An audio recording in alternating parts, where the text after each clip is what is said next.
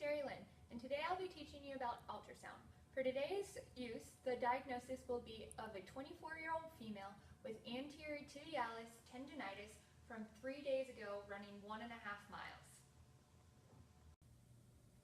Before treatment, during the initial exam, I check for contraindications and precautions. Contraindications include malignant tumors and blood clots. Precautions include fracture or acute inflammation. Hence why today we are doing pulsed ultrasound because it has non-thermal effects.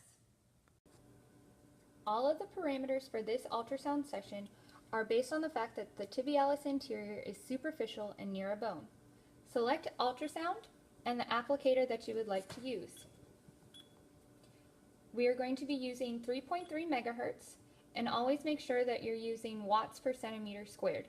The duty cycle is going to be 20%, and this is going to make the ultrasound be pulsed and ensure that there are no thermal effects. The intensity can be between 0.5 and 1 watts per centimeter squared. We will be starting with 0.5 to ensure that no thermal effects are felt. The time frame for this ultrasound session can be between 5 and 10 minutes. Today, I chose to use 8 minutes.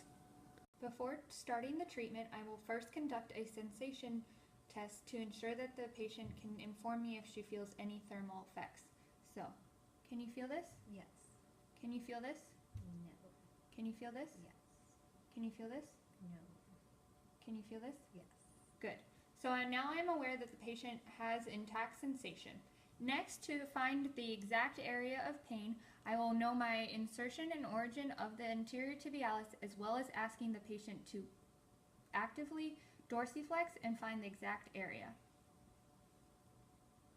Is that your pain?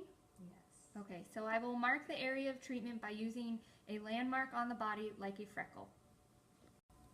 I will begin the treatment by cleaning both the patient's skin and the ultrasound head with alcohol.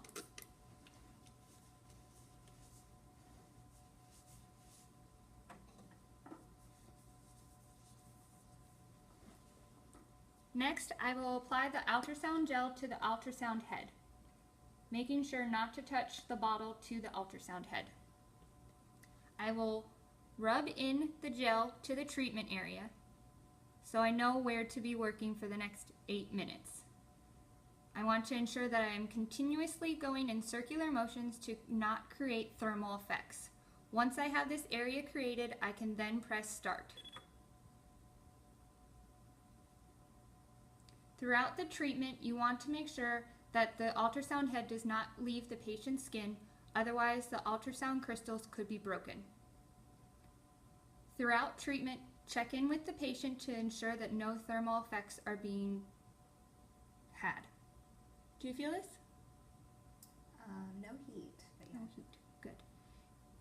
You can increase throughout the treatment time up to the 1.0 watts per centimeter squared, like discussed earlier.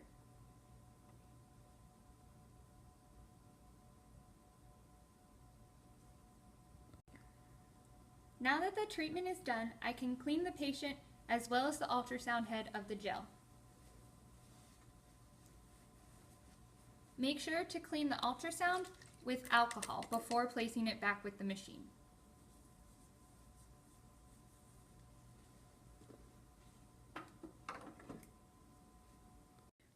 The benefit of today's ultrasound treatment was to accelerate the rate of healing by increasing cell membrane permeability. The outcome of this treatment is a long-term outcome. By accelerating the healing process, we subsequently reduce pain and allow the patient to return to running faster.